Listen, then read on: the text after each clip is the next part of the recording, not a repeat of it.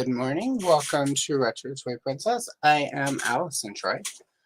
And today we are live stream coloring, and I'm going to be working on some work in progress from various previous streams because I've got quite the backlog of those. So I thought it might be fun to do that today. All right, and let me just get everything set up. There we go. Excellent. All right.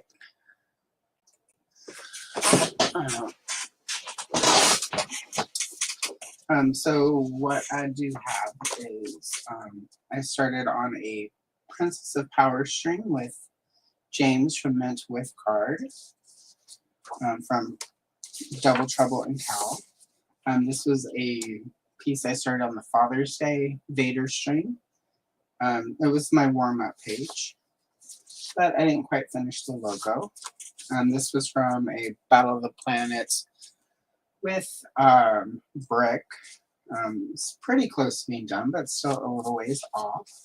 This one's super old, from when Aaron the Toy Enhancer was still doing toy content.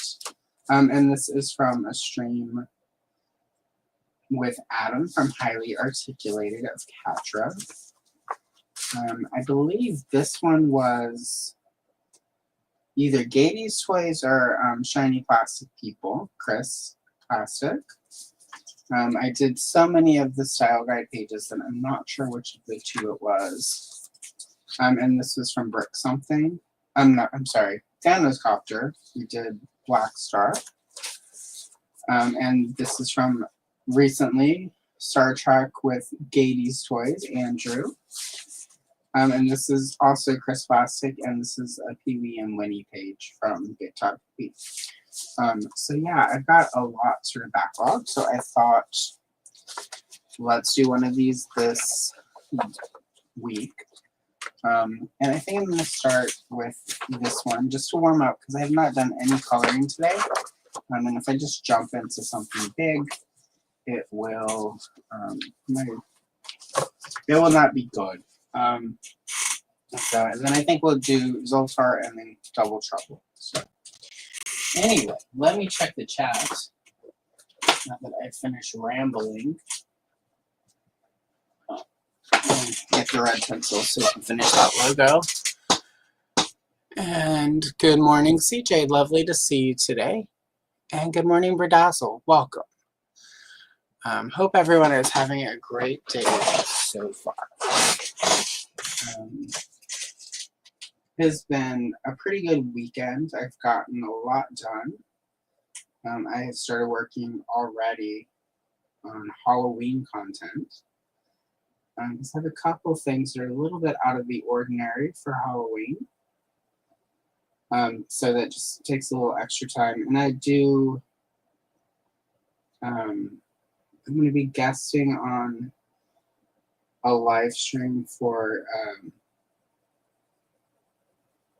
the Universal Toy Collector. He's doing a Star Wars trivia on, I think, the 27th. I need to double check my calendar.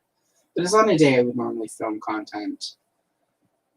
So I need to get a little bit early at the start. And plus, I'll be traveling to Portland, Oregon at the end of the month for a few days, which also cuts into production. So I just needed to get started a little early this weekend. And I'm wrapping up. I moved the art table into the studio tomorrow. And then I'll spend the week getting all of that set up and move the computer and the desk. So effectively, I'll be in the new studio this week, finally. In time for next week with live streaming with Tony from Tony's Fix. We're gonna color pages from that new DC book that I recently did a flip through of. So that'll be exciting. But, yeah, so busy few weeks. It makes me extra glad I took that weekend off for Labor Day, so that, you know, otherwise I would be super crispy right now. So And hello, Derek. Welcome. Lovely to see you as well. I hope you're having a good day and you have not walked into MS yet this morning. So, gotta watch out for it. It can just happen at any point. It's funny, Derek. You had told me that story before and it didn't click the way it did until you told it on Lawrence's show the other night. So, it just seemed extra. I think when you told me, it just seemed terrific. And then when you told it on Lawrence's, it had extra comedic flair because I guess I'd already heard it. So I was past the horror of such a thing. And so,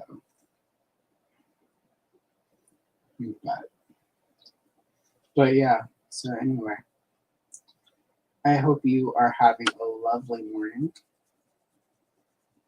And I know it's the weekend, so I'm assuming you guys have family stuff happening this weekend, which is excellent.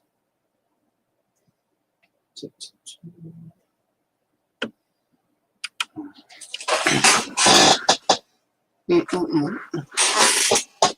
the boring logo, but it's a good way to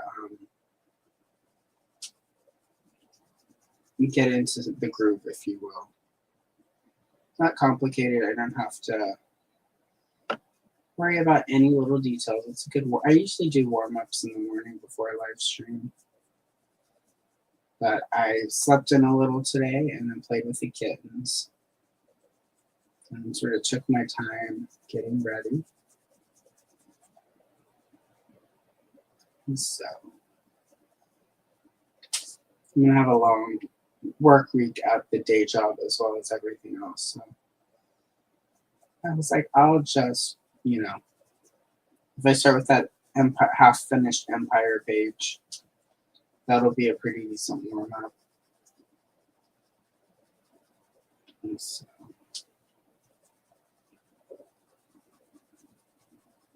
And I like to complete the books, and often the sort of title pages of them are like this. They don't have a ton of stuff on them. So you might see a few more of these warm-up pages on future streams. So we will see. And sometimes I will do pages like this at my day job when we have work meetings so that I'm occupied and it's easier to not roll my eyes at times. I had a client meeting recently where they said something and I almost did not catch myself from rolling my eyes, which is always bad. So hopefully none of my clients. I don't think any of them realize I'm on here. So it's not like I advertise at work or anything like that. It would be weird. Here's some very work stuff. Here, come watch my YouTube channel. No, I like having the line. And boundaries are good. So.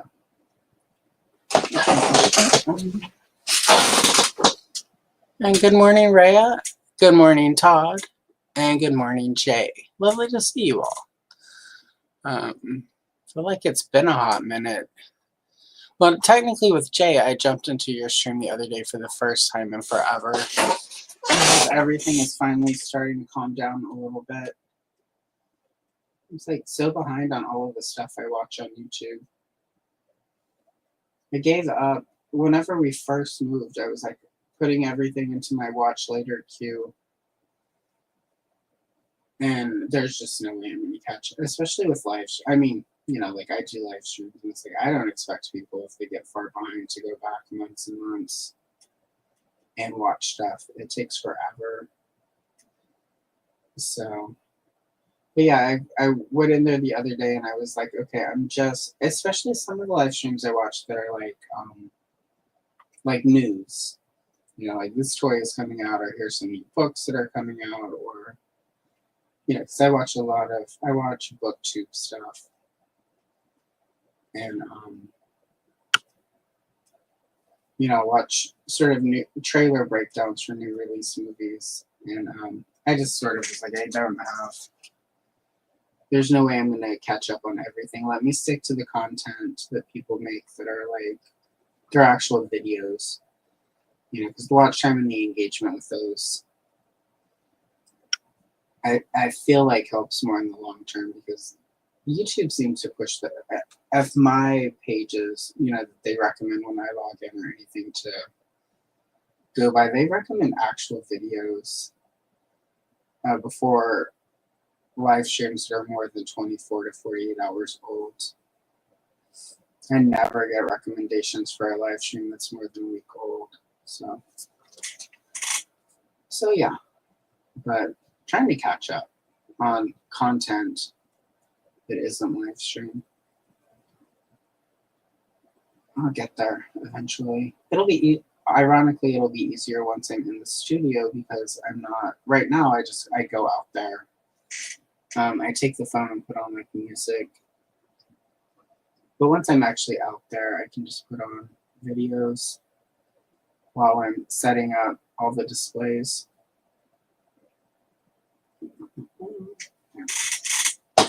Almost. I know this is not the most interesting thing to watch.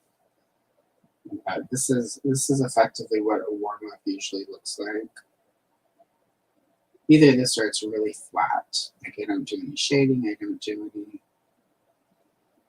sort of detail. It's just sort of a flat, old school 1985 Allison coloring page.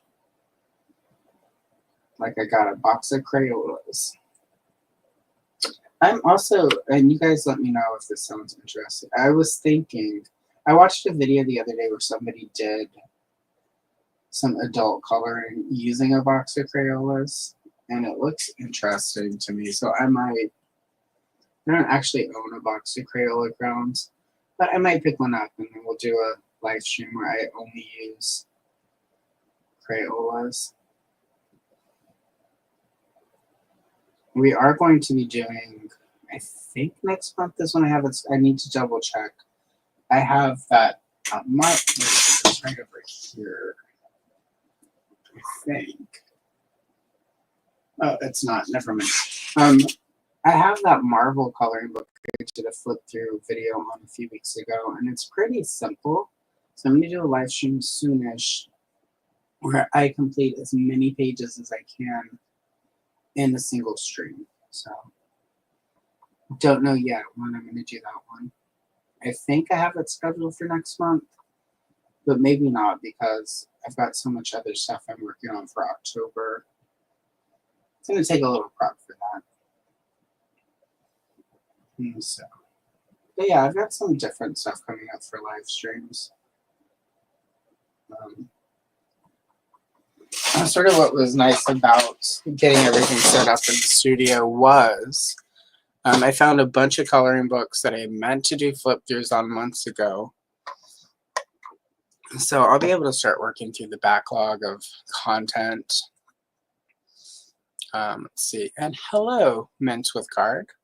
Lovely to see you. And hello, Nolan. And this is done. So warm-up page is done. So really quick, before we move to the next page,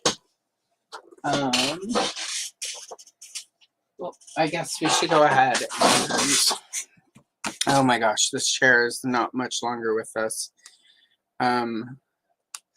Really quickly, I did launch memberships on the page. YouTube had kept bugging me about it, so I finally caved and did it.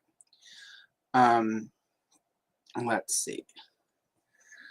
I'm gonna pull it up really quick because I put 2 tiers because I know like the economy kind of blows. So there are 2 tiers right now, and number 1 is silver. It's $1 a month.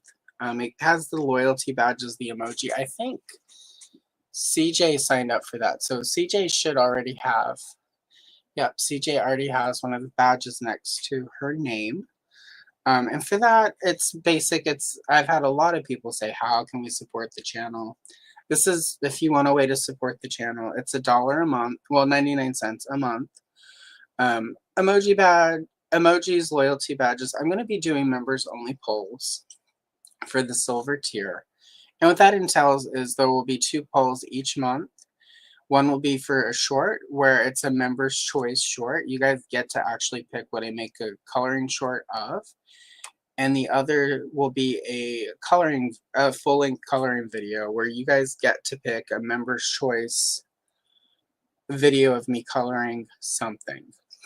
Usually it'll probably be like a flip through of one of my old coloring books with coloring at the end, but also it could also be just a book I have that I want to do more pages from. And the way that works is those will be released to the general public, but you guys get to pick. So this is a place where it's like normally where I say something like nobody wants to watch X. If you want to watch that and enough people vote for it, that will be a video I make. Next up, I do have gold tier, which is $4. It's $3.99, which is a little bit spendy. I get it. But for that, there will be members only live chats, members only live streams, where for those I can color whatever. It could be stuff that isn't even old coloring books. It doesn't have to be in the channel. It's members only. There would be early access to new videos. And then there will be members only videos, and with the members only and shorts, and those are things that people aren't going to watch at all, except people who actually enjoy what I'm doing. Members only video, I do the color and chill every Friday, which is like 5 minutes. That 5-minute video is actually usually anywhere from 4 to 8 hours of footage. And so what I am going to do for the members only videos is it's going to be about 1.5 to 2 hours instead. And there will be no music, so you can just put it on and listen to whatever you want to listen to with it. And eventually I'll start doing pages specifically for that if enough members join and want that. So a couple different ways you can support the channel if you're so inclined. I get, again, the economy is bad. I just needed YouTube to stop spamming me. So that's what all that is. Definitely reach out to me if you have more questions. And again, I get with the economy, not most people can do it, but I literally was getting emails from YouTube every week, like, you need to unlock it. And it does look like CJ has already signed up. So thank you, CJ. And, you know, and it's also tiered in a way where it's like, if one month you do want to do a little more, you can. And then you can move back down. And that's why I'm doing the members only polls for members choice videos. You can still watch those even if you have to cancel your membership. I did not want, you know, sort of the, you know, again, finger quote, the economy. I didn't want you guys to pick something and then because of what the production time is for a coloring, even a coloring short, I didn't want you to vote on something, pick something, and then not be able to see it by making it members only, or i.e. you would have to pay for 2 months. And if you can only do one, you can only do one. So I get all of that. Anyway, that's the spiel. YouTube hopefully will now leave me alone. And again, thank you, CJ. I do appreciate that. I'll have a poll up for you tomorrow to pick something. And it'll be up for like a week or 2, because that is the thing with it. It does, you know, it takes a few weeks to get everything scheduled, to find a page that will work. Not everything makes a good video, even if it, you know, even when I do the obscure stuff. So we'll figure it out. But I'll have something up, CJ, tomorrow for you to vote on and pick. And yeah, so that's that. Now let's get back to coloring stuff. And I'm gonna work on the double trouble and cow. I'm not gonna do a background for it. I'm just gonna do them. And today is laundry day, so I do apologize. The sleeve over my brace is a little smudgy. But laundry after the stream.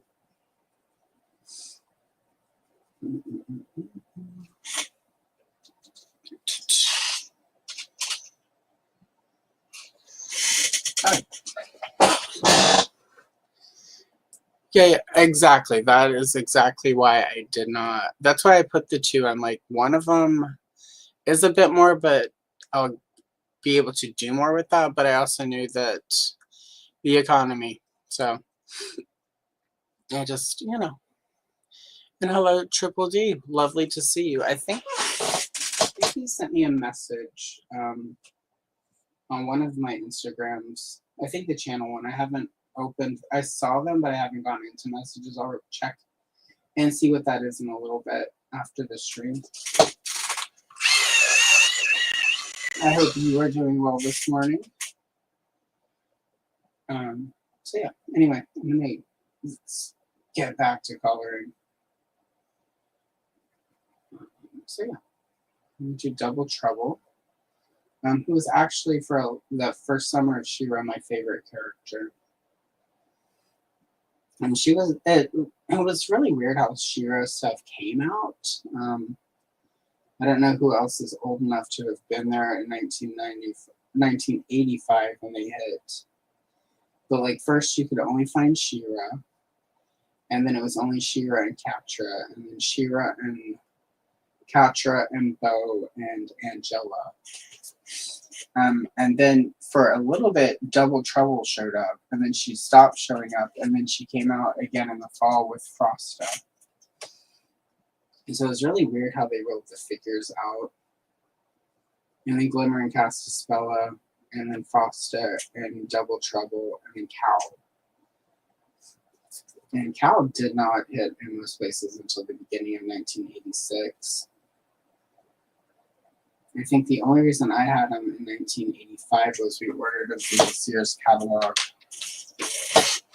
And we were in a small town, so we had to drive to the Sears catalog, to the Sears outlet in our dinky little town to pick him up. Because this was before you could get, like UPS didn't always come to certain rural areas back then. Sometimes they would deliver stuff to the post office and you would have to go to the post office and pick it up. So hopefully you had a truck. That did change while I was there, but still for a long time UPS would not deliver to our street. That right before my parents moved, we no longer retained that property. They did finally start delivering down there. But it was a really long time. When I worked at Blockbuster, I would have to have stuff delivered to Blockbuster if it was via UPS.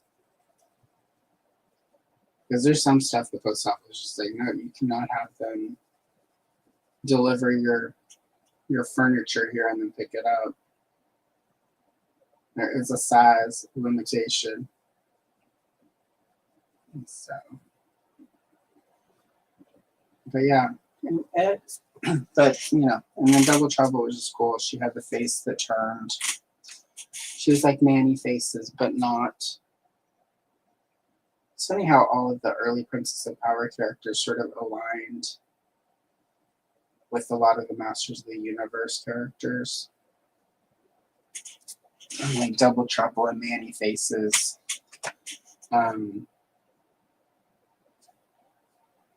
What was the other one? Oh, Sweet Bee and Buzz Off. Technically Mermista and Merman. They just have sort of the same character, like Angela and Stratos. Glimmer had glow-in-the-dark stuff like Evelyn. And then Flutterina, even though she was a butterfly, her wings worked using the same technology that Web Store used. So it was just really interesting how easily they reused all of the action features from some of it for the Princess of Power toy line. Even as a kid, I was like, that's kind of strange. Not complaining. I think for Double Trouble, it worked really well. But I think it just kind of goes to show certain things are like archetypes for a reason.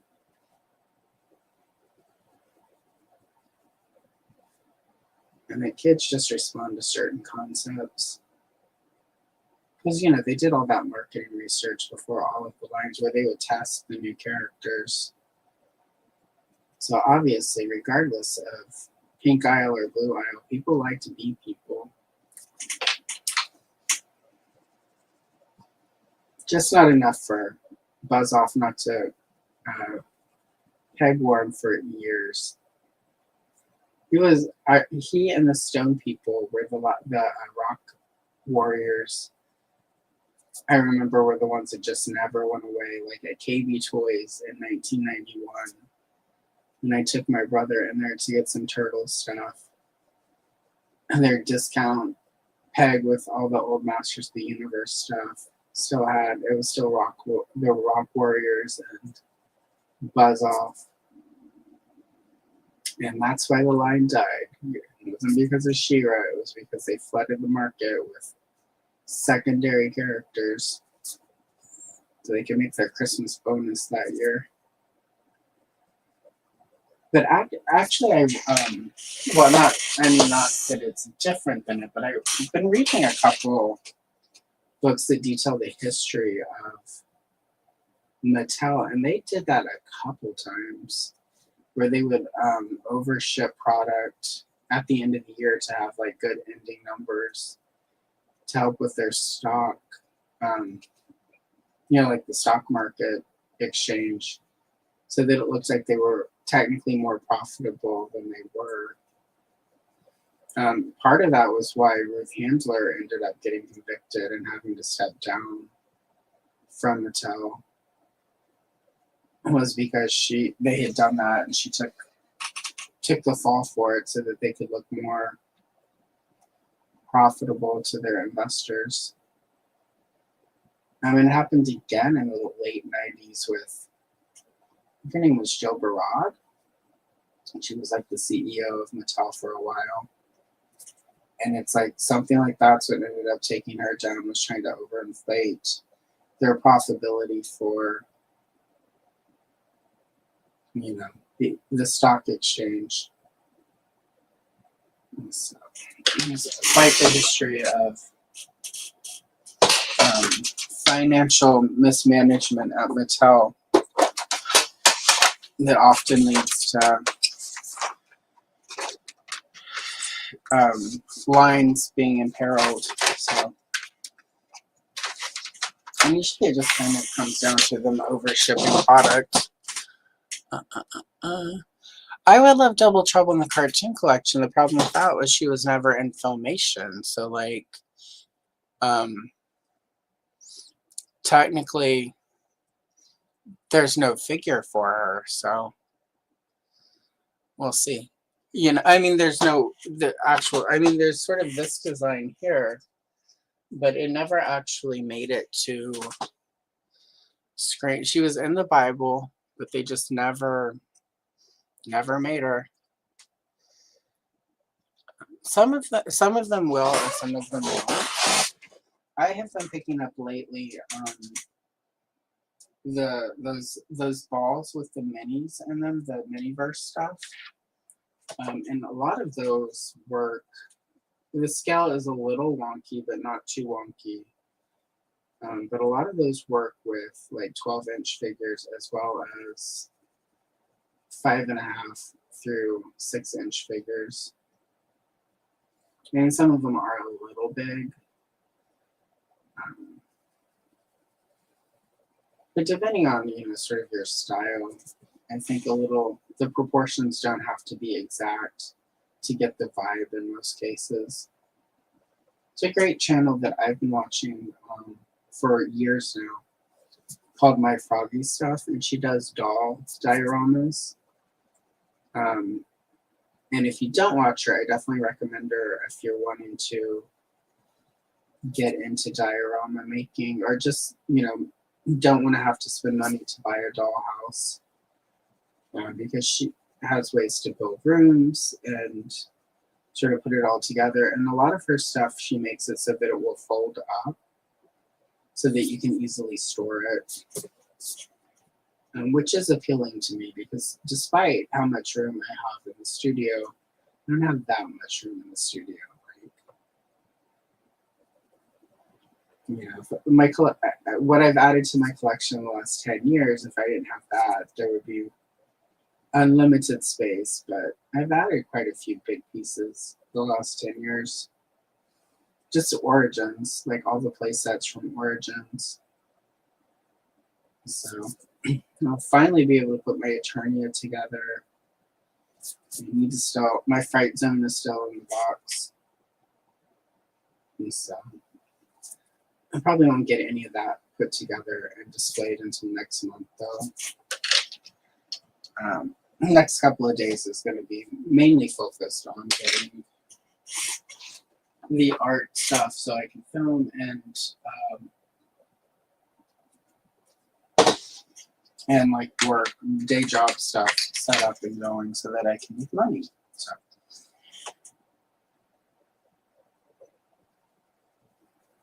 Because, you know, we still have to, I don't personally know anybody who does YouTube where it's their full-time job.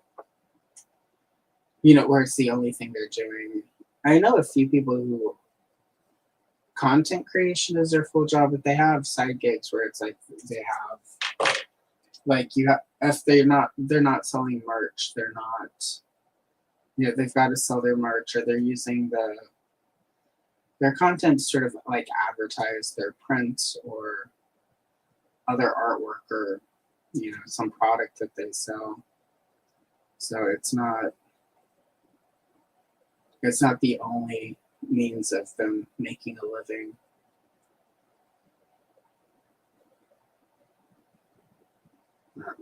You know, like you hear a bunch of people like, oh, content creators make. Unless you're Mr. Beast, very few people are making, you know, you have to be a really big creator to be able to survive on money from YouTube.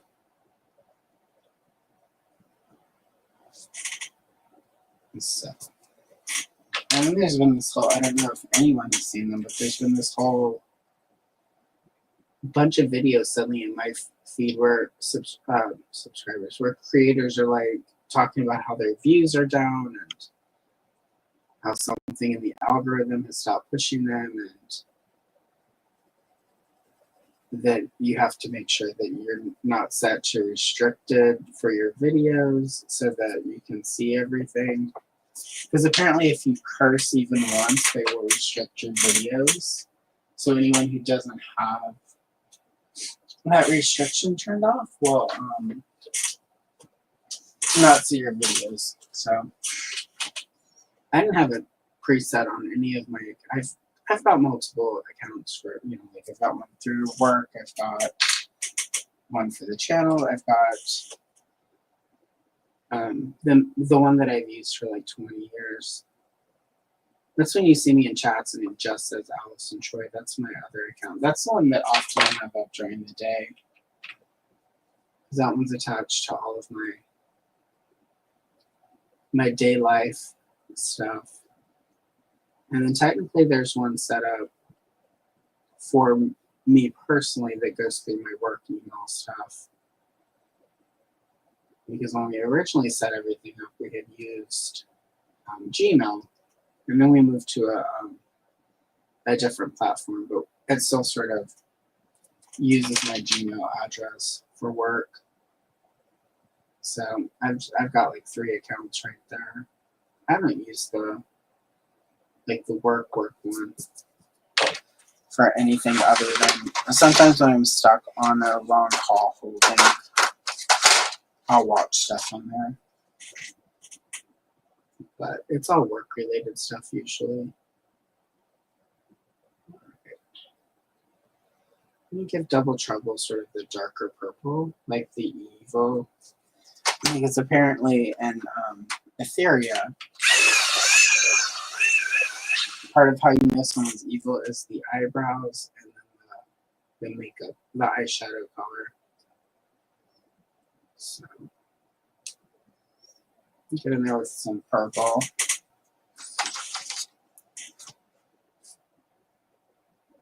And the same, like her Good Face, she has like a soft pink lipstick. And then for her Eva face, it's like a darker color lipstick.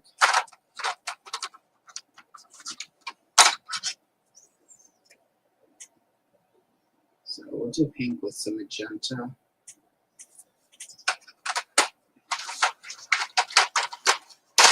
And I think our eyes are purple, if I am remembering correctly. I think I can. Either way, they're purple now. And since she's got her evil face on,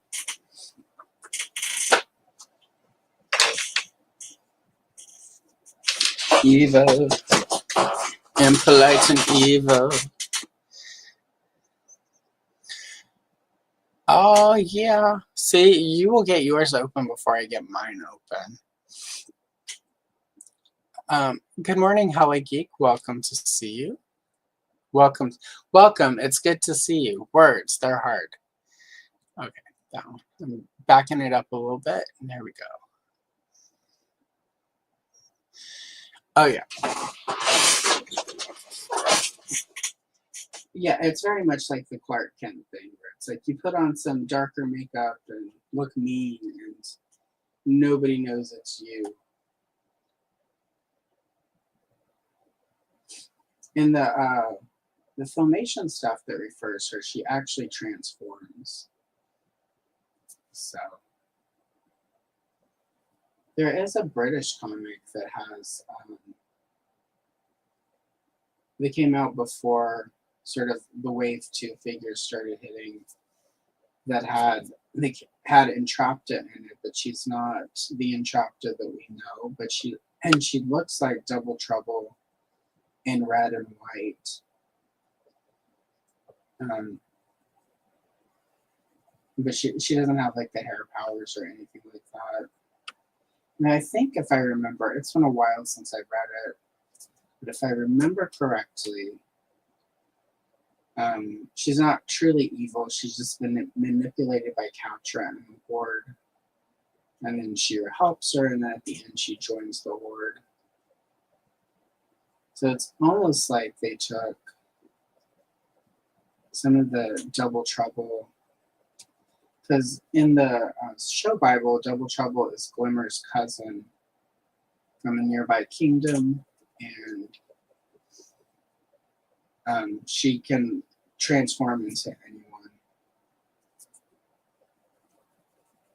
So it's not just the face turns, it's that she completely can transform. And the coloring book, and I think, yeah, even it's in one of the Princess of Power collections. And I think I also did it as a short initially. It shows her turning into like an old wizard. And so even at some point, that element of it was moved over into, because the earliest coloring books didn't use any of the Filmation continuity. It was based on the original Mattel concepts with sort of their workaround. And because in the early stories, even though technically Catra was a member of the Horde, Hordak and all the others were not on Etheria. They had gone back to Eternia and left Catra in charge. And the Fright Zone was a giant castle with a cat face. It was like Castle Grayskull, but instead of a skull, it was a cat. And that was Catra's tower in the middle of the Fright Zone. And that made up for like the first year of coloring books. And then after that, Shadow Weaver and I think Scorpia shows up in one of the coloring books. So they shifted to eventually the more Filmation storyline, but it was always sort of separate initially. So it was interesting Sort of when I was, as I've been working on Princess of Power videos to put up, like character background stuff, not just the coloring stuff, to realize that despite sort of the distance the early coloring books had from story-wise from Filmation, they still brought in some of the Filmation stuff. And initially, if you look at the concept art for Double Trouble, she looked pretty different between identities. Like her clothing was intended to sort of flip around to sort of transform. And then the face had actual, like she had like face make, almost like the movie Black Swan, how Natalie Portman looks at the end of that with all the eye makeup. It was sort of that vibe where it was like David Bowie-esque, sort of lightning bolt makeup across her eyes. So it was a lot different as far as when she did transform. My assumption is just that would have been way more expensive for Mattel to produce than what we actually got. So it's my hope that at some point Mattel does sort of dig a little bit more into Princess of Power. And as far as Double Trouble, like a sketchbook series of very different, like it's all pink and magenta rather than green. And at one point, from what I can tell of the pictures from the original Toy Fair, they were all just in 1984. Originally, Double Trouble's color scheme was sort of like a dark magenta cape with like in skirt with silver, and then more of a turquoise color for her leggings and her tunic, and like her helmet, and she had black hair. So, but those were the colors that they were going with until they did the test group, and the little girls were like not responding as well to the darker, more Filmation light colors, and so that's when they all kind of got pasteled up. And so if I ever finish my Double Trouble video, that'll all be in there. I've just been having a hard time focusing on writing, so it's made it harder to get in there and do the, because those videos require writing. I'm not as good at off the cuff as Andrew of Gady's Toys. Andrew, like, he's got his notes, like his points he needs to make, and then he just hits record and makes a video. I wish I could be that off the cuff. I envy him not. But yeah, I've got a Scorpio video. I've got Double Trouble. I'm almost finished with the second part of the Catra minions from the early days of Pop. Hopefully with this, once the studio is done, it'll be easier. Oh, speaking of Gady's Toys, I was just speaking of you, sir. Well, I could have said that and you've been here a few minutes, but I'm just saying that you're here. So, yeah, it's lovely to see you. Welcome, Andrew. So, yeah. But yeah, so I'll sort of get to all of that eventually. Once I'm not sort of shuffling around the house, doing stuff, and the studio is on the complete opposite side of the house where this temporary office is. So it's just not easy to, next week, once everything's out there, I'll be able to, all right, even when I'm, during the day when I'm at work, I can, if I'm on a hold, I can just put it on speakerphone and then putter around the office setting stuff up. So it does mean I'll have less time for reels when I'm on hold. So if I fall behind, for those of you sending me reels, I apologize, but gotta get that office set up.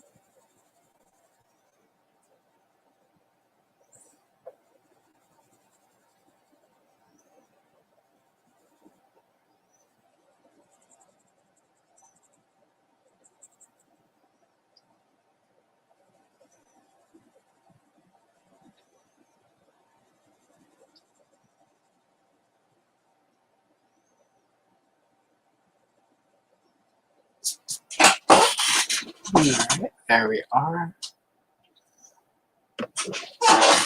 Excellent. And we've created silver with 2 gray pencils. And it's a better silver than with the Prismacolor silver pencil. It makes me so sad how bad the Prismacolor metallics are. Like, all of their other pencils make me super happy, except for the metallics. They're just so bad.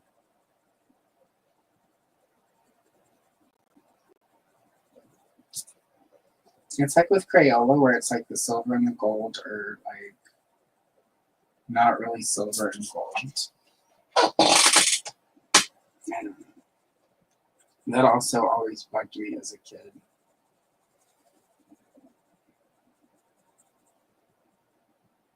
Like, they look silver when you silver and gold when you look at them, but they actually don't sort of color.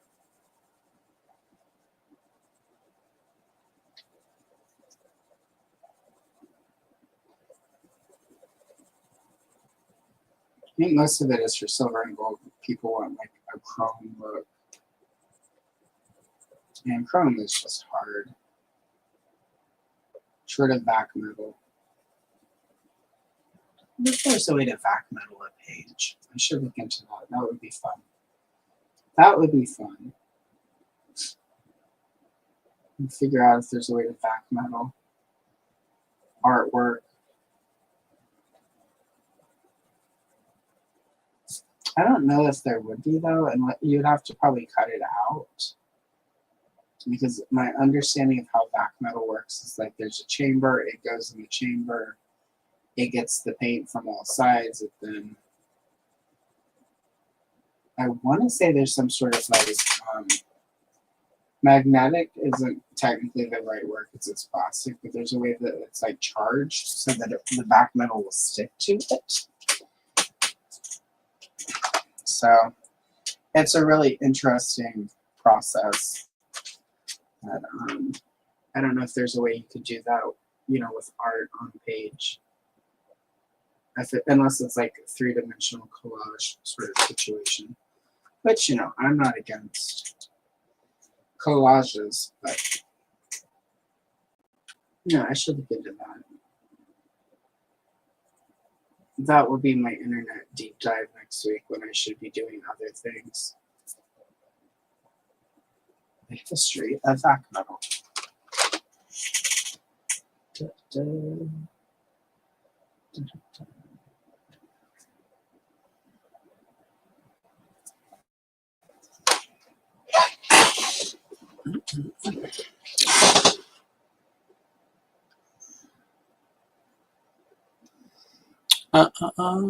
Wait. Yeah, I think that's what you call it. Chrome paint pen.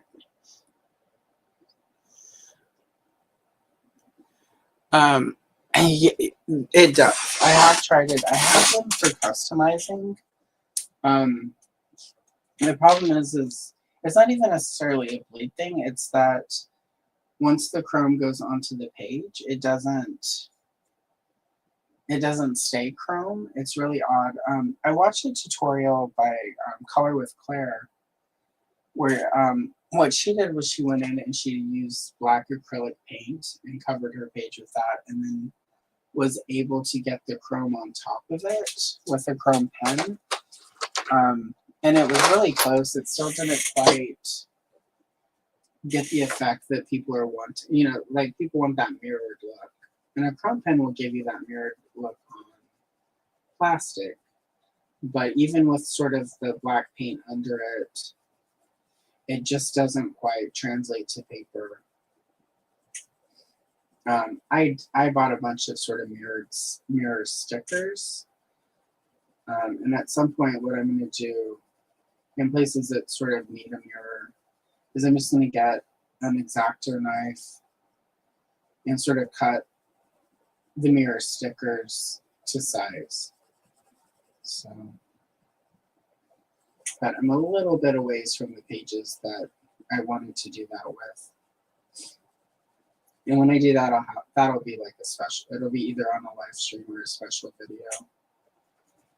Probably a video, because that way if I cut myself with the X-Acto, I'm not inadvertently making snuff films on YouTube. And they will demonetize you really quick for that. They do not like that. And I don't like that. Also, I am not good about the sight of my own blood, so if I pass out, that should not be on the live stream.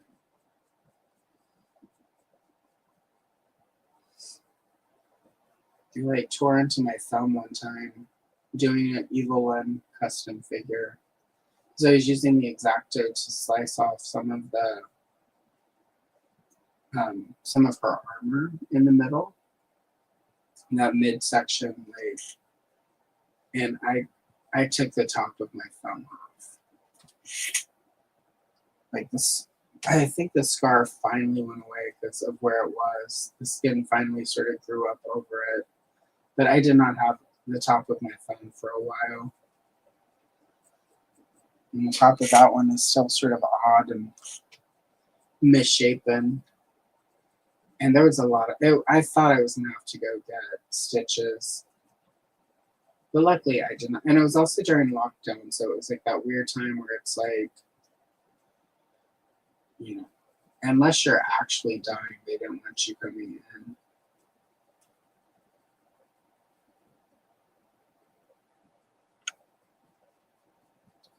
I got home from work and there was just like blood everywhere. And he's like, what happened? And I was still in the bathroom because the sight of that much of my own blood just made me very squeamish and very weak.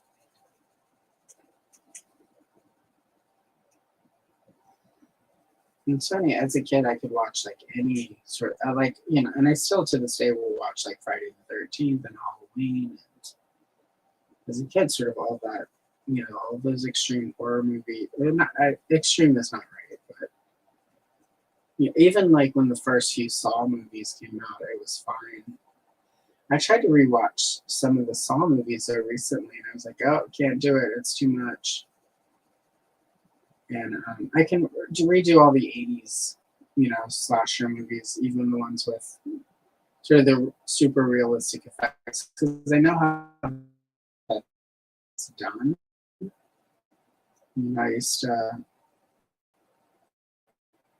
I'd watch interviews with Tom Savini, and at one point I had Tom Savini's book on how he did everything. We would have like step-by-step pictures. So when you understand exactly how an effect is made, it was really easy for me to not. It was gross, but it was also, I knew it was fake. Whereas when it's your own blood from your thumb, it's not fake, it's real, and it's all over the house. So, two different things.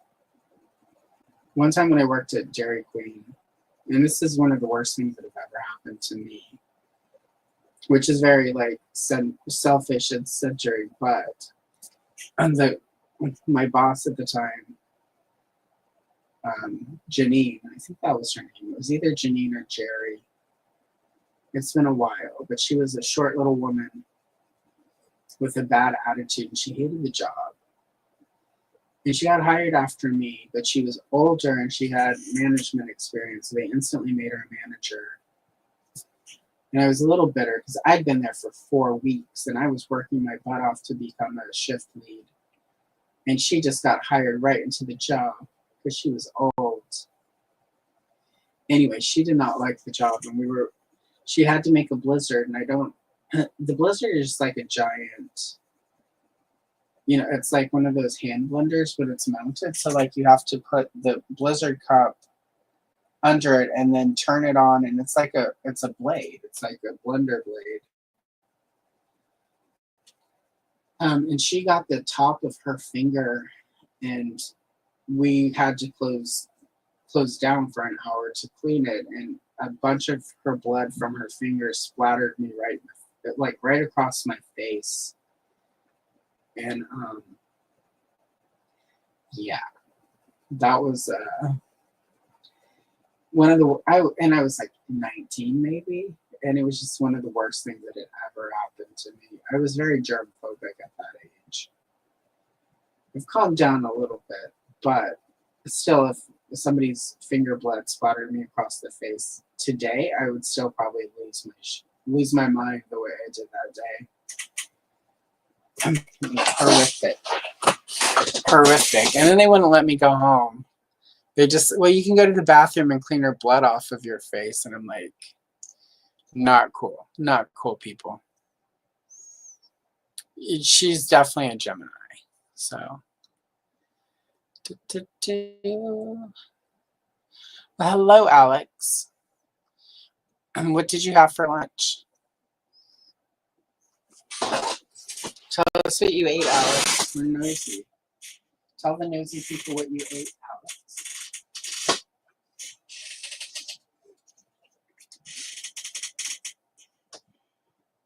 All right, now I'm not gonna do a background, but I'm gonna do the ground. So before we get to Cal,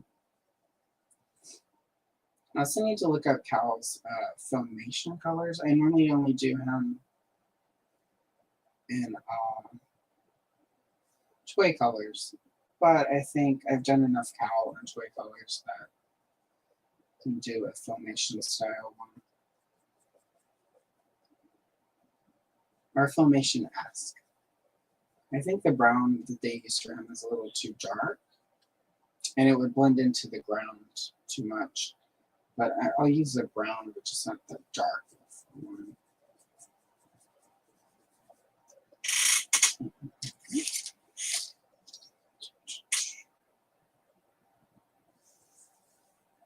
Soft outline.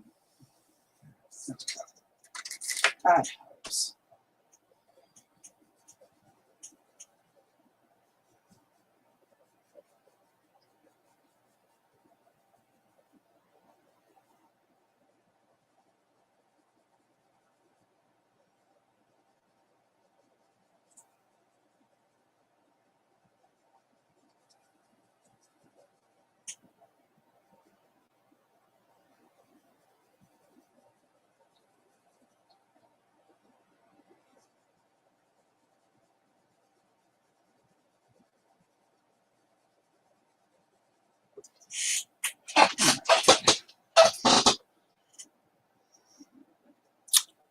Oh, that sounds delightful, Alex. I'm envious. And hello to my friend Largo. Hi, how are you? How are things? How is your bar? We're opening a bar, sir. How's that going? How are the gremlins down yonder? It is delightful to see you today, sir.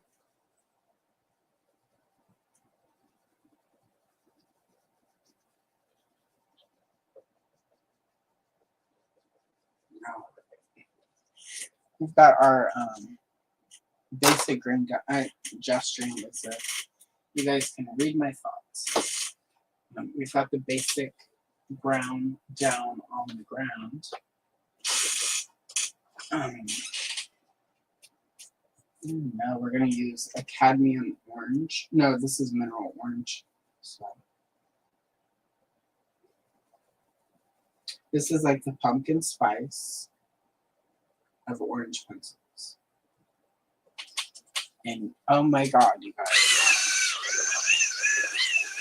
I have not had my pumpkin spice of the year yet, but when I drive up to Portland later this month, there will be at least 5 Starbucks, at least, on the trip up. I've got like a 6-hour drive now to get to Portland. But I'll be able to get a pumpkin spice on the way out. I'll be able to be basic again.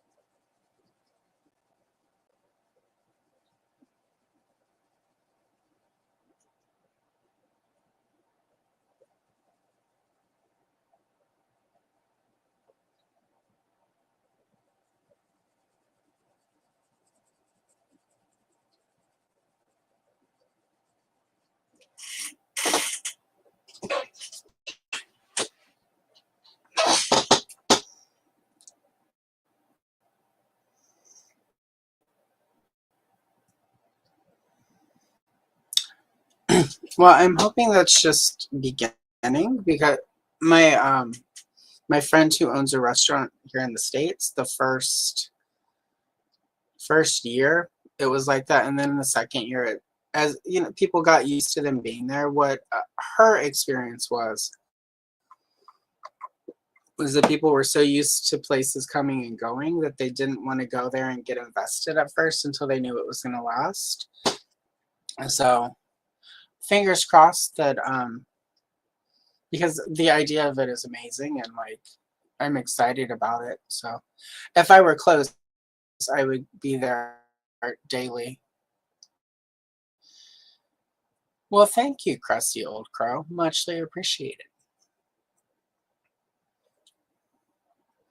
And I just saw this one. Exactly, with card. Exactly. I mean, to be fair, like she should have learned how to make a way.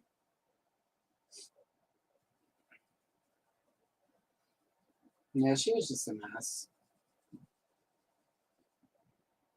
The worst part about it, though,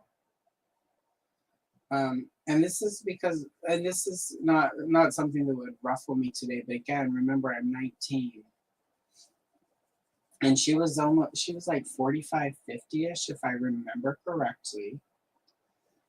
And you know, she got her own blood all over herself, as well as like the ice cream completely splattered her as well. And we'll get to the grossest part about the whole thing in a few minutes. But anyway, so in the process of that, she just stripped her shirt off.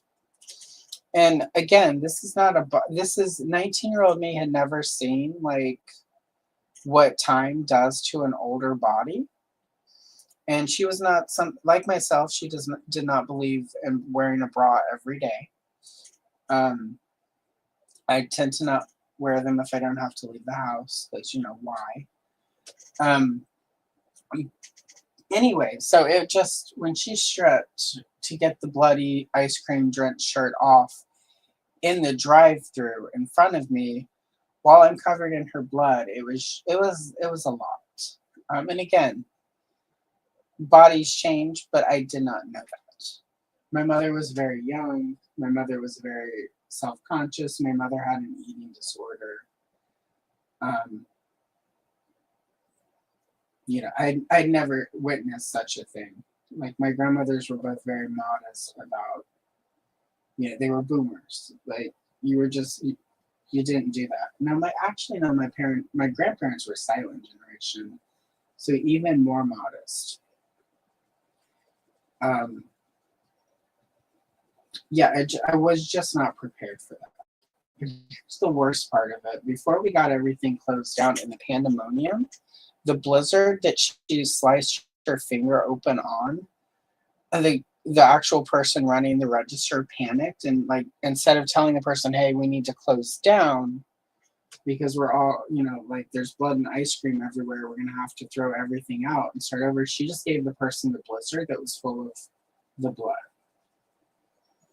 And that person drove off. And then we later, like, and I say later, but like probably 20-30 minutes later, when like we're, sort of everything's locked down, we're cleaning everything, we've kicked a bunch of unhappy people out who don't understand. We're like, so where's the blizzard? We need to, and oh, I gave it away. I gave it to the people. They wanted their blizzard. And I'm like, yeah.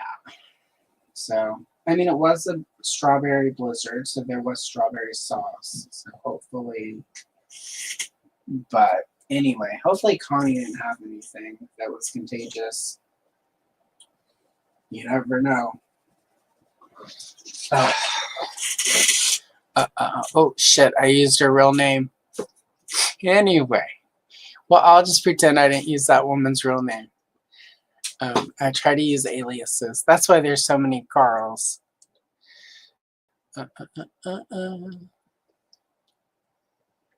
Exactly. Good. And that's what I want. Like that, I think, but too, like, I think, when I think about the bars where I like to go and sit and have a drink and chat, it also helps when there are people that are there. Like, there's a familiar cast of characters when you go in. There's always somebody you can talk to. So, right?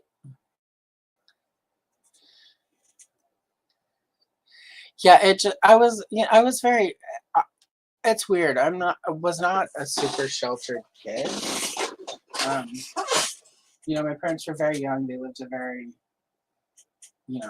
really specific life. I was not, I know way more about the criminal world than, most people my age would have.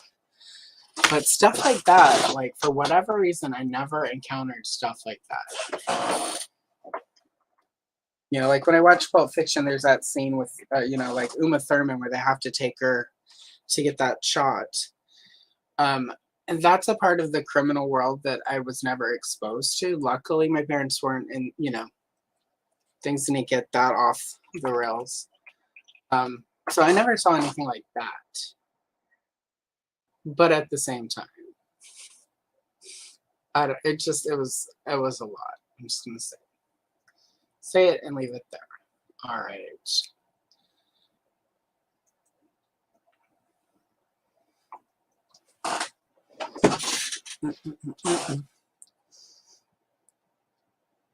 Yeah, Sporadicus. Oh, God. I think I probably did scream as well.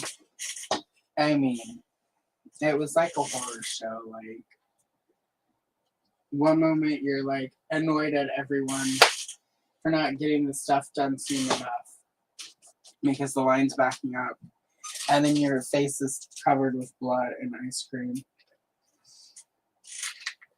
It's like an episode of 90210.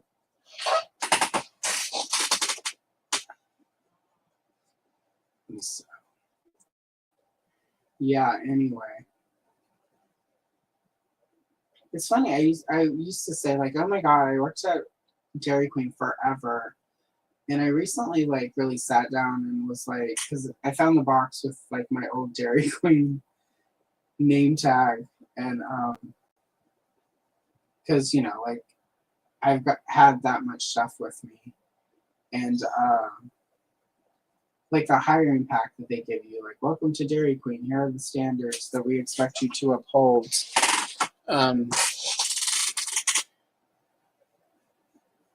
And I, like I said, I used to think I worked there forever, and it's like I looked at it. I started working there at like May of 1994, and I left the day after Thanksgiving in 1994. I was there like like 6, maybe 7 months, and I thought it was forever. It's just weird to think, and it's just, like that's the difference of time, from time when you're 19 as opposed to a crusty, moldy oldie like I am now. But it was just, it made me laugh, and then I got rid of all of it because I'm like, definitely don't need all of this anymore. And there will be no tax, because for a long time my mom was like, make sure you keep all of your tax records so that if you ever get audited. But I feel pretty confident that no matter how deranged things get at the IRS in the coming weeks, months, years, that I'm not going to get audited for 1994 at this point.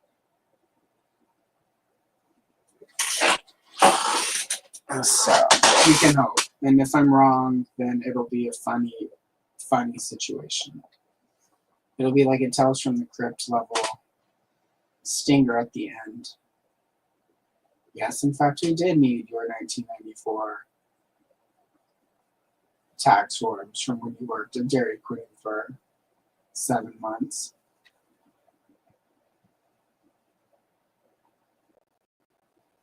And the name tag still had like some crusty chocolate or something on the back of it.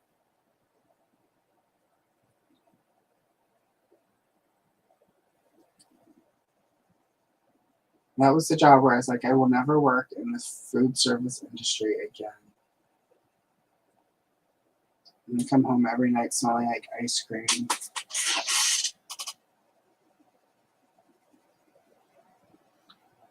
The best thing about like the horrible like nylon shirt, the like weird nylon spandex material that they would use for those short shirts, was that I could literally wash it in the sink of the bathroom. Because I was in an apartment complex at the time, and we didn't have a washer and dryer hookups in the apartment. I was able to rinse it in the sink and then hang it on the shower pole where the curtain was, and it would be dry in time for me to wear it again the next day. And just a little hand soap would get all of the strawberry sauce and chocolate sauce and the smeared, dried, smelly ice cream. I smelled like spoiled milk forever after that job. Forever to exfoliate it away. Oh yeah. Yeah.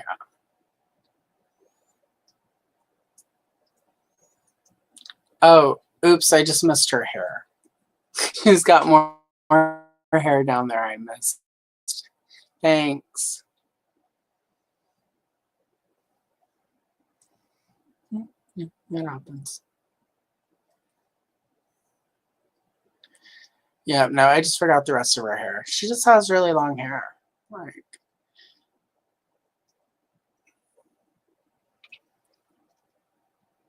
yeah, food service, like people get vile. Yeah, that's true. It may have been. Right. Yeah, I don't know. Like, and this is and this is why when I left Dairy Queen after my, like 7 months, generous. I'm being generous if I say 7 months. Probably like 6.5. But people would just get vile over this tiniest things. Like I get it's your food, but it's like at the same time, it's just like you're in a fast food burger, and it's like it's not like, and that's the other thing. It's not like Dairy Queen is known for its burger. I mean, I guess kind of. But most people aren't going to Dairy Queen for like the food. They're going for the ice cream, and the food just happens to be there. But people just get vile. Like, there was this lady who would always be like, if you flip the blizzard and it drips, it's free. And it's like, that's not a thing. It wasn't the Dairy Queen I used to go to. I'm like, well, it's not at this Dairy Queen.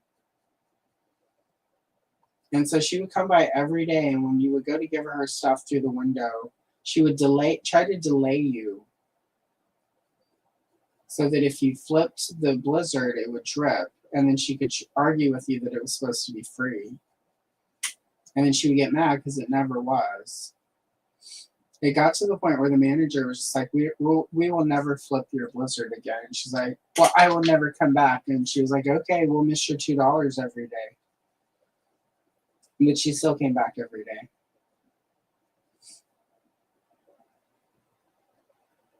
There was one time at the drive-thru where I answered it, and this lady who had been drinking was like, you sound like a little bitch. Are you a bitch? And I was like, I don't see your mom here. And so I got in trouble for that. She got really mad. And we got extra mad whenever I wouldn't take her order after that.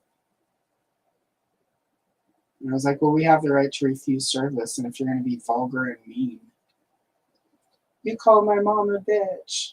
I'm like, no, you called your mom a bitch. I just said your mom didn't work here.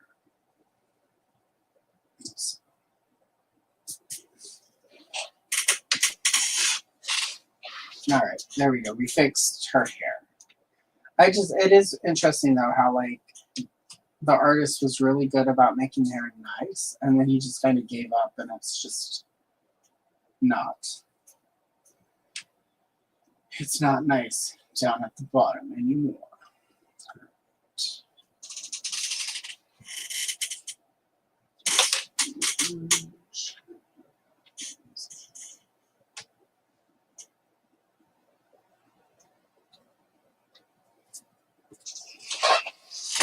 Yeah, do not miss fast food.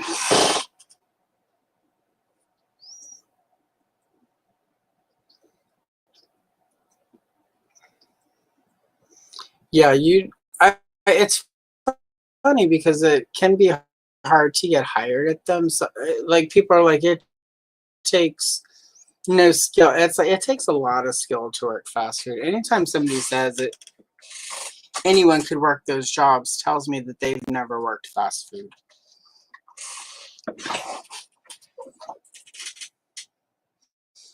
Right.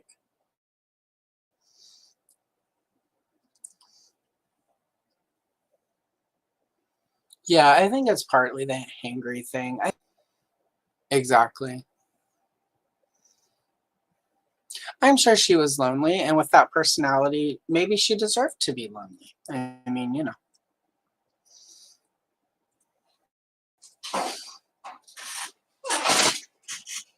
Like, if you're not a nice person, you don't, like, I don't hang around with people that suck, so.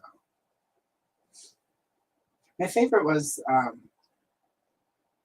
we would get this lady sometimes, and she was on Weight Watchers, and this is how I realized how Weight Watchers work.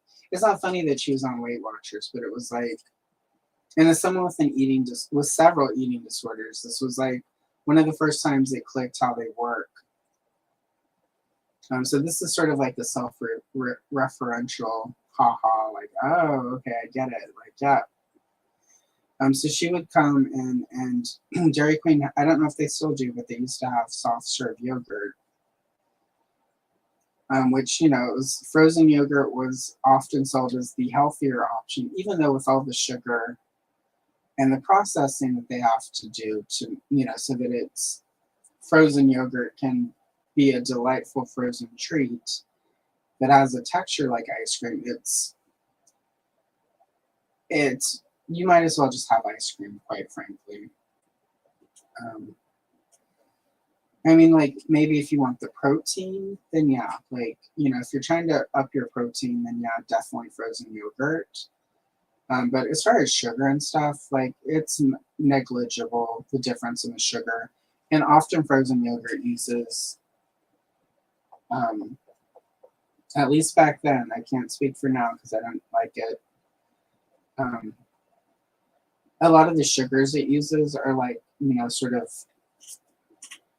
sugar substitutes. So it's like,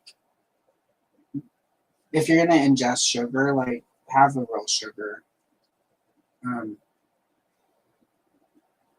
Unless you like the taste. I drink Diet Coke. It has fake sugar in it. I'm fine with it because I like the taste of it. But I don't have it for the fake sugar at this point. It's because I like Diet Coke at this point. Anyway, though, she would come and she would, she was, because it's points and you have to have so many carbs and you have to have so many of this. And she came to the drive-thru, which is not the place to come if you need a special order like this. And she wanted to know how many carbs was in a serving of the yogurt. And I'm like, it's fast food. And this was before they put labels on everything. So I had to go get the jug of the frozen, the jug of the unfrozen frozen yogurt milk.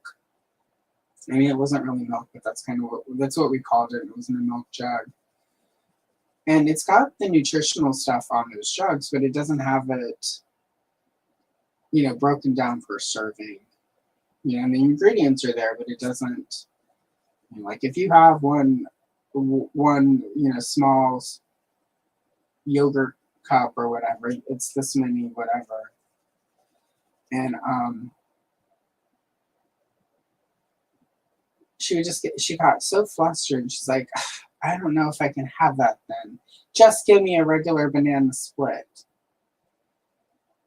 And and again, this was just, I wasn't sort of getting what was going on. They were just like, well, definitely the banana split with chocolate and strawberry sauce and pineapple sauce and hot fudge and like whipped cream. That definitely has more carbs and more and I didn't even really know what a carb was at the time because it was really before like Atkins had blown up. My dieting at that point was starving myself, slim fast. In that horrible summer, my mom made me go on Jenny Craig. Their food's terrible. Terrible. Not only are you hungry all the time, but the food you are eating is terrible. It's worse than being hungry all the time and just not eating.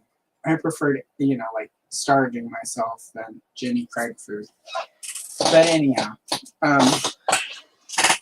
so anyway though, it leaves with the, which is, like even without sort of having a breakdown at that point because of my various eating disorders and sort of disordered eating and calorie counting. Like even I knew that one of the most fattening, high calorie, high sugar, high things you could get was that banana split.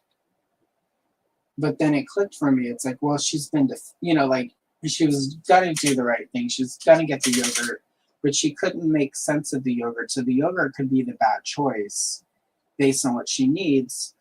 She definitely knows the banana split is the bad choice, but she doesn't have to worry about it.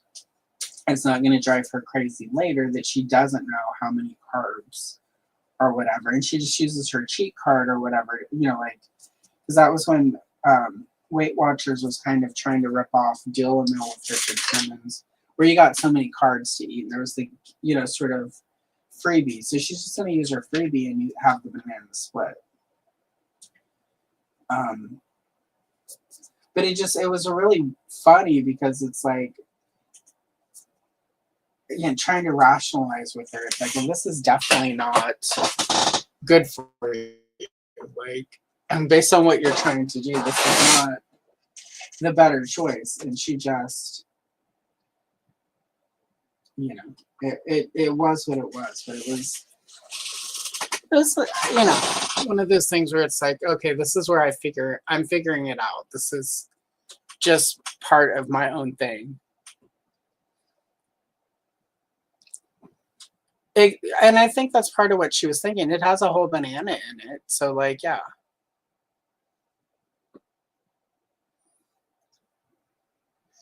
Oh my God. Yeah, I remember those. Yeah, well, it was really frustrating back in the day before you had all of that. Like, yeah. So yeah. Oh wait, there we go. Yeah, I don't. But and at the time I did Slim Fast for a year. Like that was a very unhappy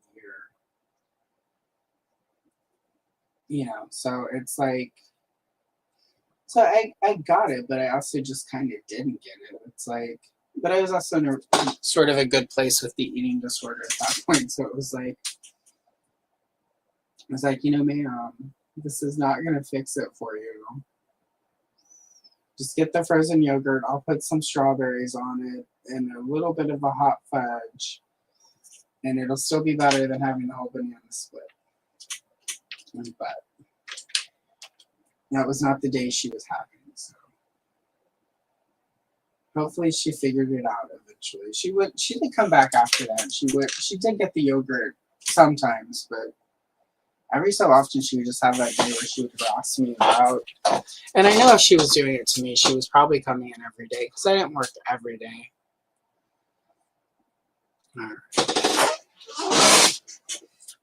Cal's beak is wrong. Apparently cartoon Cal has like a purple beak, but I think we'll survive. And for some reason, this cow has more earrings on one side than the other. So it's supposed to be pink, yellow, blue for the cartoon. But we can only see the pink on this side. So this is definitely going to be a little bit of a mess, guys. This is what happens back in the days where people were like, these coloring books, nobody's going to remember any of these coloring books in a year. This is just disposable. Just make it good enough. And here we are, 40 years later, on the internet, with me annoyed that somebody didn't get the right amount of stripes on Cal's ears.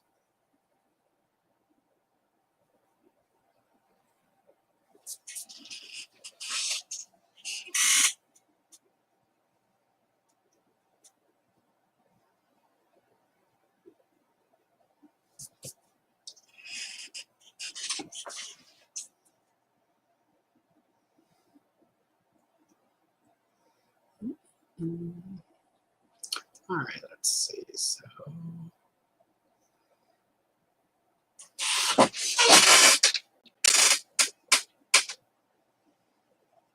his little beard and chest fur are sort of cream, which is consistent with the actual toy colors.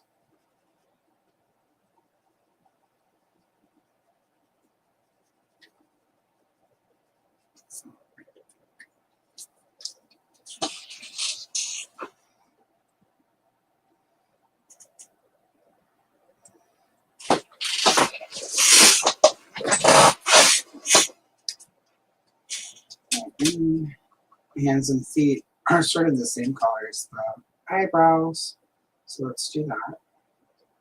I don't know why the eyebrow just got the Oprah uptick, but that it did. Sometimes you just gotta Oprah it up a little.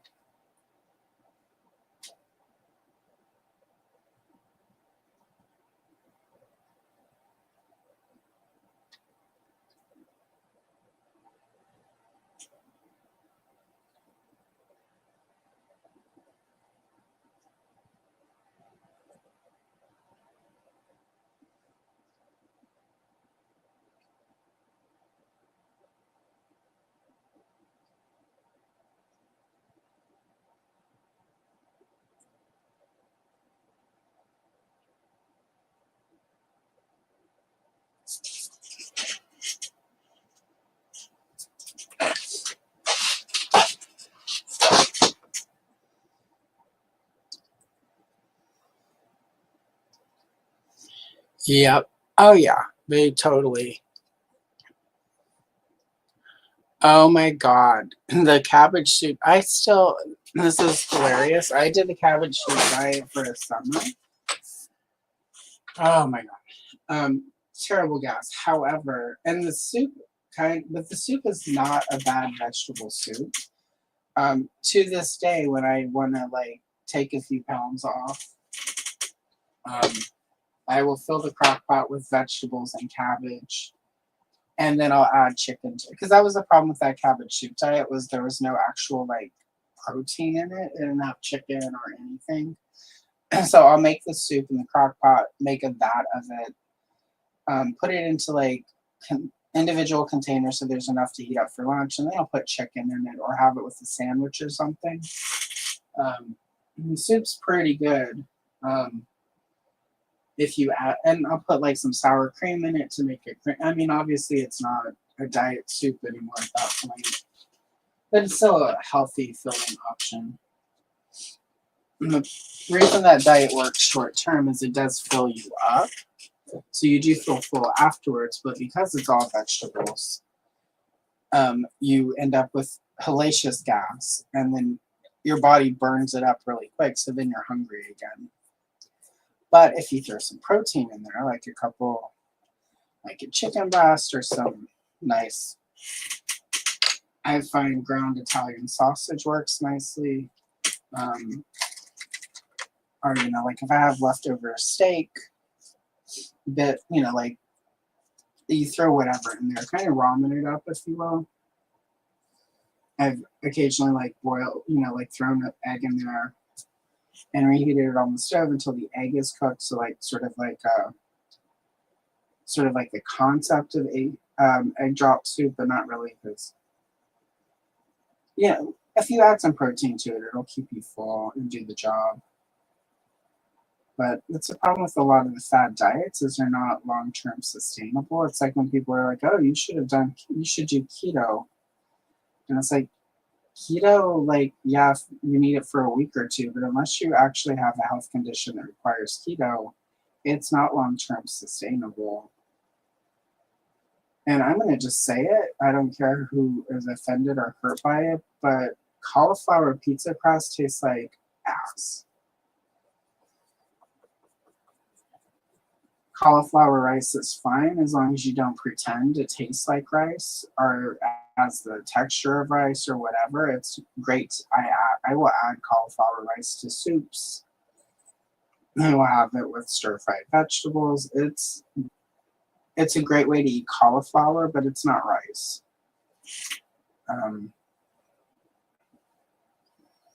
It's like my friend who used to always try to trick me into eating tofu. I'm like, oh, come over and we'll have chicken stir fry. And she would use like vegan chicken season flavor to season it, and then be like, wow, wasn't that chicken really good? Like, no, that was tofu. It was fine, but it was tofu. It didn't taste like chicken. It had no texture like chicken. And she would just get really offended. She got even more, because she kept tricking me, and this was before I knew I had a soy allergy, and I would get really sick after eating at her house because she would just load everything with tofu. Go figure. But she did get really mad when I invited her over for tofu stir fry, and then afterwards I'm like, wasn't it good? Didn't it taste really good? It's like, yeah, how did you get it to taste like chicken? I'm like, it was chicken. Oh, she was so mad. And I was just like, well, how's that different than what you're doing to me? It's just different. Not really. I've got a soy allergy. Again, I didn't know I had it at the time, but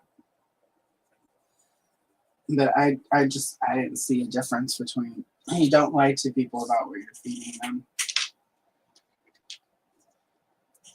We stopped hanging out after that, but I don't feel like I lost anything. And she did like to kayak, and right after that, she went out in her kayak and lost her paddle in the middle of a river, and was stuck. And because how she would strap herself in, she was stuck in the kayak on the river for a while until somebody came along and was able to help her. And I know this is terrible what I'm about to say, but I definitely felt like karma was letting her know, because in general, she was just not a good person. So if we set aside the pettiness of the fake chicken, I will not go into things that aren't my stories about boyfriends that she cheated with on friends, or the money that disappeared from my other friend's house when she stayed there, and suddenly she had $500 boots. We won't discuss any of that, but I'm just going to say karma-wise, I feel like, you know, everything worked out for her.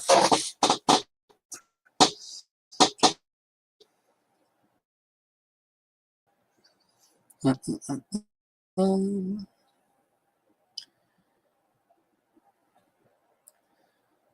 right. I'm not sure what. Okay, why? All right, I see your. It's not letting me put it up. So there we go. Finally. Yeah, that's a good question. I do know that X-Men have. Oh gosh, what's her name? She's not quite a proper werewolf, but she's kind of close. There are a few bodies where she has a wolfsbane, I think is her name. And there are a couple bodies that have been released with her that have werewolf-ish features, but not quite all the way.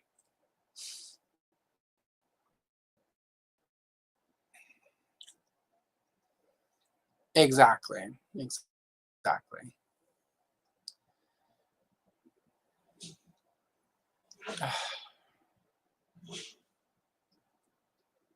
All right. It never, and that's the thing. It doesn't taste like real meat, and as long as I know that it's not a real meat, it's fine. For some people, they need sort of the suggestion or the texture. For me, I have to be really careful because I am pretty. I can only eat, like, I love edamame. Once a year, I say F it and eat as much edamame as I want, and then I pay the price for like days.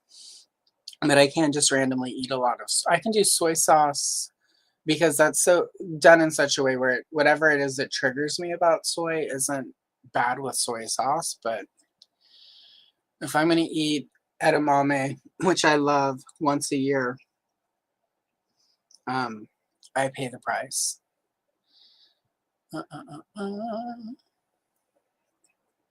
There we go.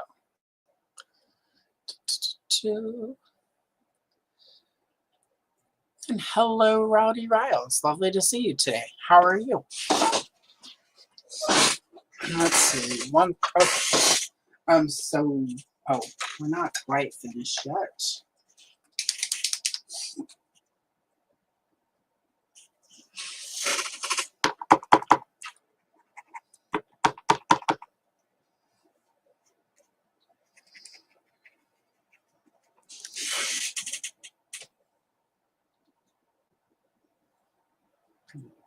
And get Cal his ice pops.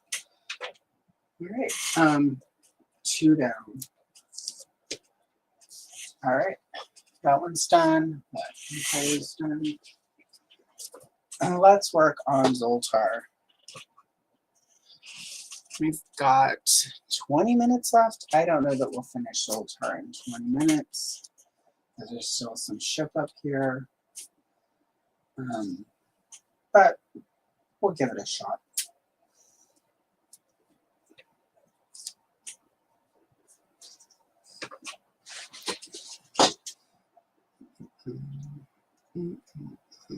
All right, let's see. History. Here we go.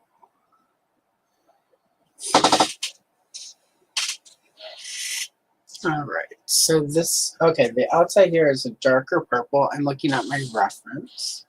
And then this chin strap is a lighter purple or gray. And it matches this, the ear color. And then it looks like aqua green eyes and then yellow. And then some skin stuff. So, yeah. Okay. I think we might be able to get this in 20 minutes. I'm going to try. No promises.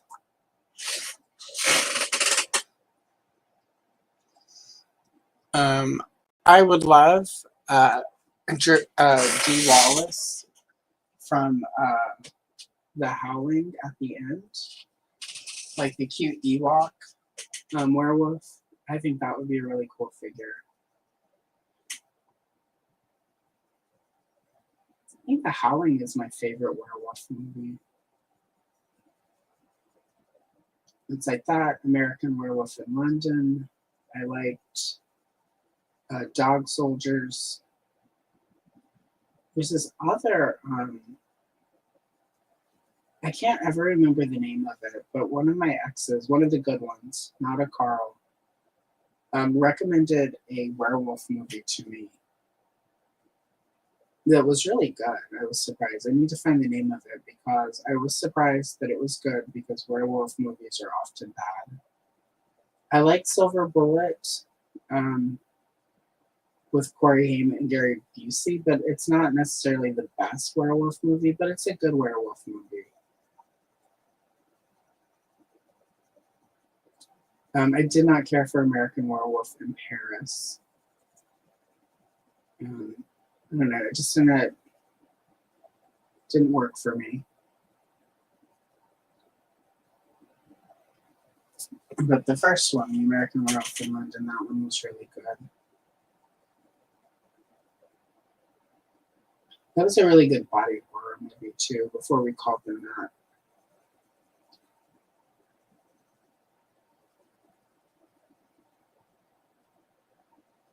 But I think Howling is my. I own it. I bought it on. It was the first Blu-ray I bought. No, let me rephrase that. It was the first single Blu-ray that I bought. I bought like the David Lynch Twin Peaks box set in Blue Velvet, and the Friday the 13th box set, and then I bought The Howling. The Howling, then The Fog, Valley Girl. Gotta get the classics.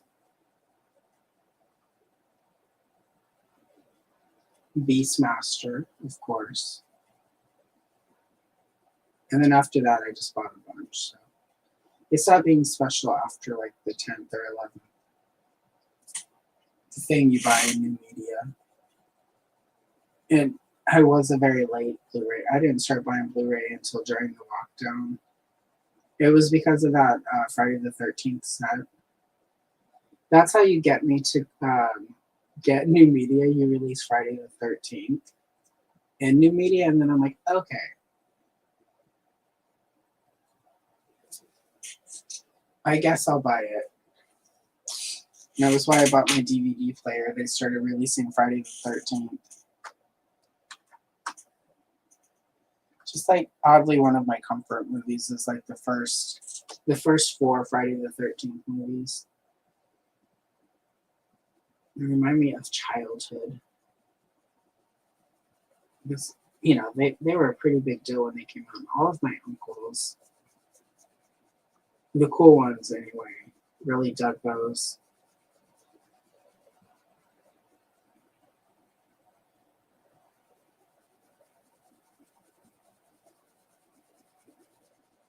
So,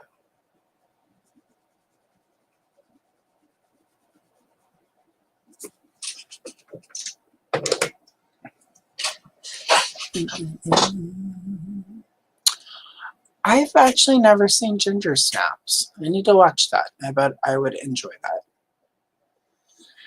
It was young Nick Cage in that, and I dislike Nicolas Cage, but I like him in Valley. I like Nick Cage before he became Nick Cage. And sometimes people don't get what I mean by that, but like Nicolas Cage, like he was in Valley Girl. Moonstruck with Cher I thought was really good. Raising Arizona was good. I liked Honeymoon in Vegas, but for me that's when it started.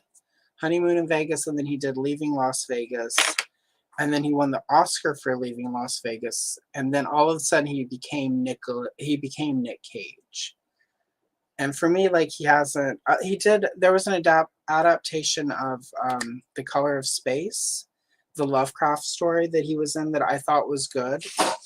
I watched a movie called Mandy with him in it that I liked. But otherwise, I've not, since Nicolas Cage sort of won the Oscar for Leaving Las Vegas, he basically plays Nick Cage all the time. And I cannot forgive him for the Wicker Man remake. Like, he was so bad in that like, but Valley Girl Nicolas Cage before all of the Nicolas Cageisms. I mean, that was the first movie he was billed as Nicolas Cage rather than Nicolas Coppola. So, I think there was one other early, Peggy Sue Got Married. I liked him in that as well.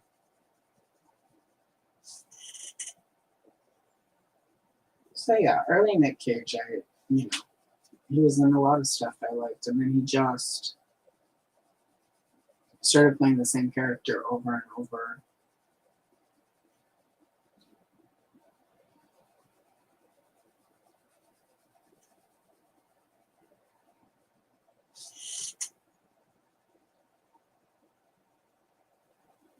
But yeah, the color of space. I think that's the name of it. The Lovecraft adaptation that he was in, I thought was really good. I think the Nicolas Cage isms that slipped through and it actually worked for that movie. So casting director, good job. But I also like a lot of, well, let me rephrase that. I have read a lot of Lovecraft. His prose is very difficult to get through. It's very purpley, and it's of a time where he was sending these off to magazines where you got paid by the word.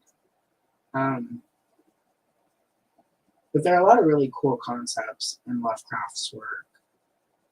And I like a lot of his ideas. And I think there haven't been a lot of good adaptations of his work, which is too bad because I feel like it's very cinematic. Ironically, John Carpenter's In the Mouth of Madness is, in my opinion, one of the best Lovecraft movies, even though it's not blatantly Lovecraft. I would love if Guillermo, I can't even say it today, Del Toro, we'll just go with his last name, if Del Toro would actually get to make At the Mountains of Madness, because I feel like of all the directors working today, he's the one who could probably get Lovecraft right on screen. Because it's just such, it's more of a vibe than an actual, most of the monsters, the elder gods in Lovecraft horror, you can't properly describe them. Our human brains cannot comprehend.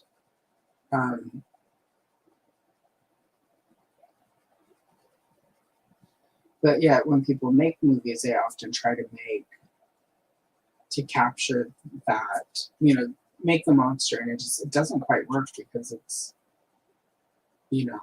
unknowable. So I do feel like if anyone could sort of get that balance between showing us a monster and not showing us the monster, I think it would be Del Toro. I really liked Pan's Labyrinth. That just is such a, fun is not the right word, but it's such a good movie. It's bleak, it's dark, but it's also very hopeful. It's terrifying at times and creepy and weird, but also just heartwarming. Such a weird balance. And so I would quite like if he could finally make that Lovecraft movie happen, because I feel like, again, if anyone could do it, it would be him.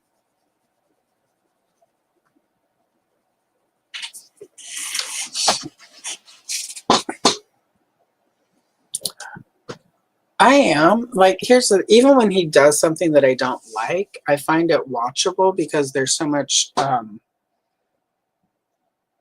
he just doesn't make a movie to make the movie. He puts a lot of thought into it. There's a lot of art to it. I feel like he's one of the few directors working today who actually really digs into theme and concept and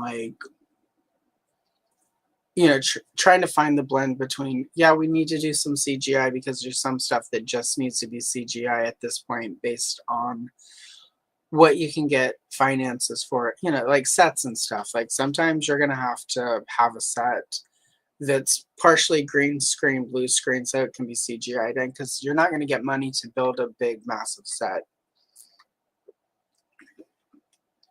But I feel like he has found like a nice. I've not seen a movie yet where it's like I feel like he overdid the CGI, or underdid CGI to rely on practical. I feel like he gets the balance between practical and CGI pretty good. And I feel like he really approaches it like he wants to make something that isn't just a movie you're going to sit there and crunch your popcorn and eat. And for that, we have Fast and the Furious movies. Like, I like a good popcorn movie, but I also want some depth. I have not seen Renfield yet, so I will check that one out at some point. Okay. Let's see. Yeah, I don't know. Also, when he talks about the project, there's a love that he talks with that isn't like, oh, we can make a lot of money from this. It's like I really enjoy the source material. Like these stories mean something to me. Like you don't often. It's like you just don't find that often anymore.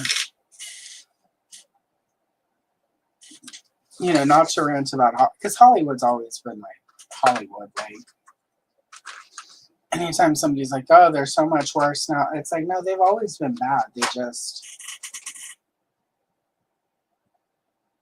It's just because of sort of the state of, going to the movies now is not an easy proposition. Everything goes to stream. Most stuff ends up streaming first. I think it's just way more evident. Like, because like for a while, when I was thinking about film school, I definitely would have sort of specialized in horror movies because I like the genre. I feel like it's often overlooked and sort of seen as sort of subpar, and I think that's incorrect. But in studying horror, like there's a movie called The Cat and the Canary. It was one of the original silent films that was remade over like 40 years, like 5 times. Like this movie has been remade over and over, throughout the ages. Like every 10 years they would remake it. And of course, back in the day, there was no cable, there was no home internet, there was no video. Like a movie came to the theater, and then it went away, and then unless it was super popular, it never came back. So you remade it, so then new people could see the movie. And then when TV started, sometimes old movies would end up on TV, but not everything got, sort of edited for television. It's different now where all these movies sort of, like once they're out, they exist in some form and they're accessible in some capacity for all time. But Hollywood's been remaking and sequelizing, going back to like silent movies, like, once something makes money, once something is a proven crowd pleaser, they're going to keep trying to milk it. And that's just how capitalism works. And unfortunately, capitalism is inescapable even in something like movies. More so because movies can make so much money. So I stopped, like I had that even recently. I was like, I just wish they would stop remaking and not everything needs to be a franchise. And then I was unpacking and found my encyclopedia of horror movies that I got for like my 11th or 12th birthday in 1986. And then I was flipping through and I saw, sort of have all my old Post-its in it from, movies to watch. And I've seen almost everything. I got to remove a bunch of Post-its that I put in there sometime in 1988. Because it's like, oh, I've seen that. I own this one. This one that they said is probably lost for all time. I own it, and it's original Ford. But I was looking through, and I'm like, oh, they remade all these movies many, many times already. So it's just our perception of it is sort of different because they're now remaking stuff that we grew up with, the stuff that was meaningful to us. But at the same time, like up until the last 30, 40 years, there was no way to rewatch it. So like, even we would probably have not been as adamant about, like remakes and stuff because like, even though we love these movies, most of them we would have never seen again. We would have only had our memories of them.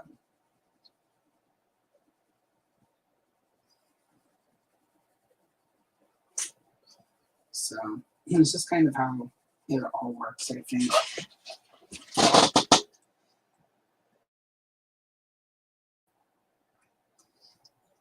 Yeah, I would like to rewatch that too to see about it. Ooh, yeah, exactly. Okay, we're caught up. That would be. I heard it once, but I've never owned it. I want to actually. There's a channel I've been watching on YouTube. I don't know if I've shared it yet. Quickly, I'm going to pull it up and share it because we're almost out of time. I'm not going to finish today. So what we will end with today is let me find it. Here we go. Here's my tab of 30 tabs, which have all the channels I'm deep diving on YouTube.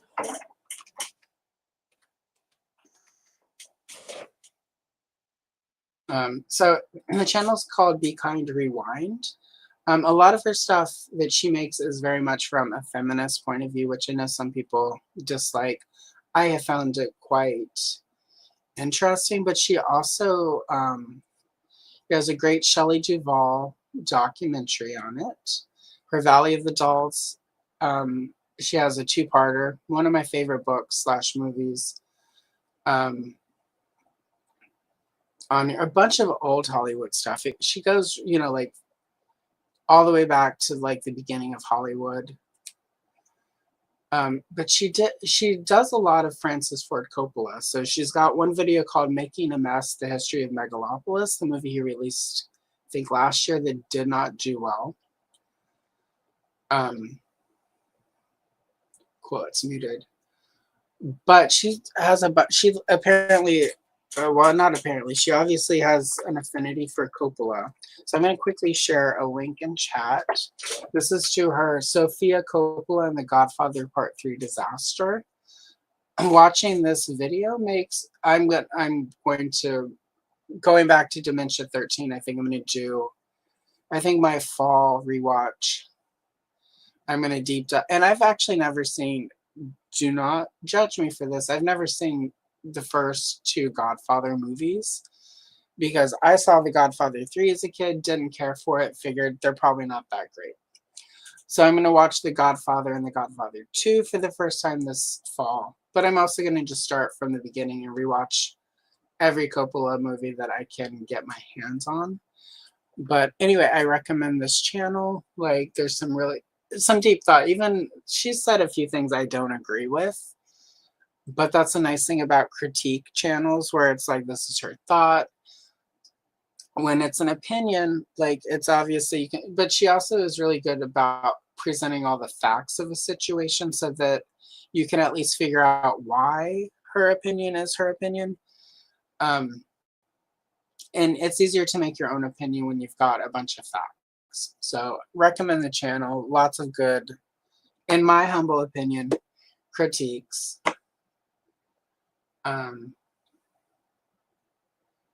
So yeah, definitely check out her Coppola stuff. I'm going to rewatch Coppola. We'll obviously probably on some more of these solo streams talk about the Coppola stuff as I dig into it. So anyway, with that, that's my YouTube creator recommendation of the week. I know, not ToyTube, but as you know, um, I'm a woman of many interests, so I consume more than ToyTube. So, and with that said, really quick, let us. I'm gonna really quick. What's coming up this week? So tomorrow I'll be dropping a Masters of the Universe 1983 poster book. I've completed all the pages from the book, so the final coloring is tomorrow with a flip through of all the completed pages. Drops 9:30 tomorrow morning. Check that out. I love getting all the I like finishing the books, so it's nice to have another complete under my belt. There are some Barbie and the Rocker shorts this week. A Golden Girl and the Gemstone Guardian short this week. Next Friday is Color and Chill Man from Atlantis. And then Saturday is the next edition of the She-Ra Princess of Power Who's Who coloring book. Color and Chill Spectacular Collection. It's actually the last one. I only have 3 pages from this book left to do, and that one will be complete in a couple of weeks / month. And then next Sunday, I will be here with Tony's Figs, and we're going to be coloring some DC Comics superhero stuff. And fingers crossed, next week I will be here from the new studio. So I'll finally get to show some of that off. As always, thank you everyone. Oops. Thank you everyone for hanging out. And I will see you in the next one. Don't forget to hit the like and subscribe if you haven't. And again, channel memberships are live. Feel free to hit me up on social media if you have questions about those. Couple of options to make it affordable and reasonable. I hope you all have a great day. Thanks for hanging out. I will see you again in the next one. I haven't made up